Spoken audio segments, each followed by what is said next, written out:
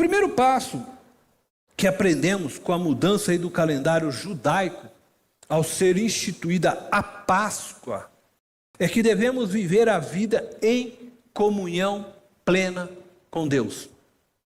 Então, o primeiro passo, viver a vida em comunhão plena com Deus.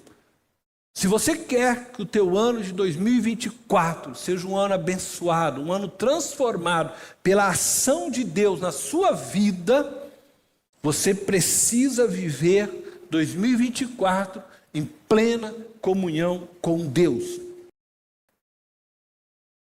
Quando nós lemos a história de Israel, e aí a gente volta um pouquinho antes deste momento em que Deus instituiu ali a Páscoa, quando você chega ali, por exemplo, em Êxodo, capítulo 8, versículo 1, você vai ler o seguinte: o Senhor falou a Moisés: vá ao faraó e diga-lhe que assim diz o Senhor, deixe o meu povo ir para que me preste culto.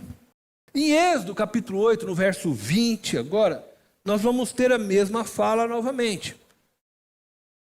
Houve uma praga, o faraó não cedeu, novamente Moisés vai ao faraó. Versículo 20 diz assim: depois o Senhor disse a Moisés: levante-se bem cedo e apresenta-se ao faraó. Quando ele estiver indo às águas, diga-lhe que assim diz o Senhor: deixe o meu povo ir, para que me preste culto.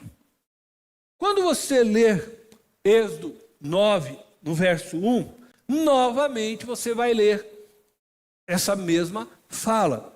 O que aconteceu? Vieram novas pragas, o faraó endureceu seu coração, não deixou o povo ir, novamente Deus manda Moisés ir lá. E no verso 9 você vai ler de novo. O Senhor falou a Moisés: vá ao faraó, diga-lhe que assim diz o Senhor: deixe o meu povo ir, para que me preste culto. Por que eu estou trazendo essas falas de Moisés ao faraó ordenadas por Deus?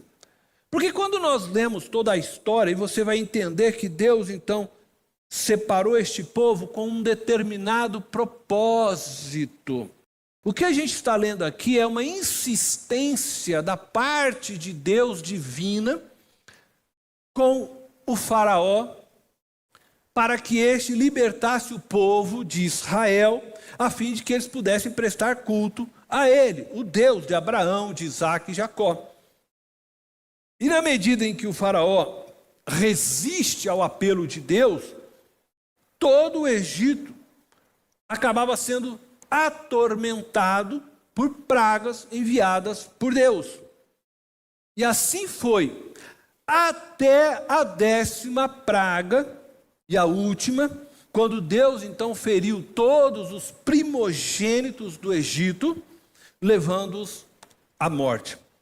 E somente quando o faraó perdeu seu filho primogênito, ele então liberta o povo da escravidão. E ordena então que o povo de Israel saia das terras do Egito para prestar culto ao seu Deus, o Deus dos seus antepassados, o Deus de Abraão, de Isaac, de Jacó. A insistência de Deus para que o povo saísse, para lhe prestar culto, não era um ato de adoração em si mesmo. O que eu quero dizer com isso?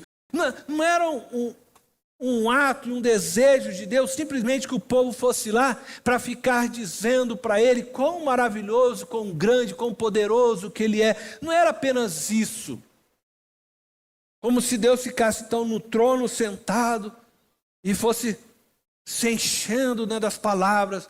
Já viu essa coisa de você ir, aí você fica lá falando para Deus: glória a Deus, glória a Deus, glória a Deus, glória a Deus, glória a Deus, glória a Deus, glória a Deus, glória a Deus. Aí Deus vai ficar: nossa, estou me enchendo de glória. Mais glória, irmão, mais glória. Glória a Deus, glória a Deus, glória a Deus. Mais glória, senão Deus não vai ter glória. Não é isso, não tem nada a ver com isso. O que está acontecendo é que Deus está querendo que aquele povo vai prestar culto. Ele está querendo que Deus vai ter comunhão íntima com ele. Que começa nesse processo de adoração, de rendição, de entrega. É isso que ele desejava. Deus já tem os anjos que ficam lá diante dele. Santo, santo, santo, santo é o Senhor. Deus não é um ser soberbo que precisa que as pessoas fiquem diante dele só dizendo glória, glória ao santo ou qualquer outras palavras de adoração, simplesmente para que ele enche o seu ego. Não, não é isso, porque às vezes parece que as pessoas interpretam dessa forma. A questão não é essa. Quando Deus te convida a vir prestar culto a Ele, quando Deus te chama o povo de Israel a prestar culto, Ele quer viver uma relação de comunhão com Ele íntima. O culto verdadeiro que você presta a Ele é a sua rendição para viver com Ele os sonhos dEle, os projetos dEle. Essa é a verdadeira adoração que nós damos ao Senhor nosso Deus. Então, o ato de adoração a Deus, entregue por nós, seres humanos, não está tanto nas expressões de nossas palavras de exaltação ao nosso Deus. Embora isto faça parte, sim, também do nosso ato de adoração. Contudo, a adoração genuína, ela está em vivermos com Deus em plena comunhão com Ele. Quando Deus diz para Israel que a partir daquele dia se iniciaria um novo calendário para eles, estava ensinando que eles deviam começar uma nova era, uma nova vida em sua companhia. A história anterior de Israel não devia ser doravante tomada em conta. A redenção tinha de constituir, então, o primeiro passo na vida real para que pudessem viver a mais plena comunhão com Ele.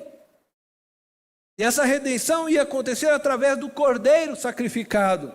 Aquele cordeiro sacrificado no Egito era apenas um símbolo de que um dia Deus daria um cordeiro também para ser sacrificado pela humanidade.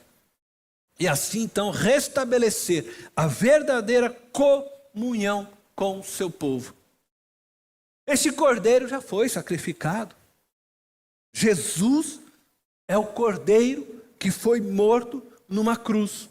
E que a partir de sua vida, um novo calendário foi instituído na história humana. Na história das nossas vidas. A verdadeira mudança de sua vida, ela não começa com a virada da folhinha que acontecerá hoje, mas com a rendição de sua vida a Jesus Cristo, o Cordeiro de Deus. Pois ao momento que você receber a Jesus, o Espírito Santo fará morada em seu homem interior. E a vida divina surgirá no seu viver. E somente assim, você viverá então em plena comunhão com Deus.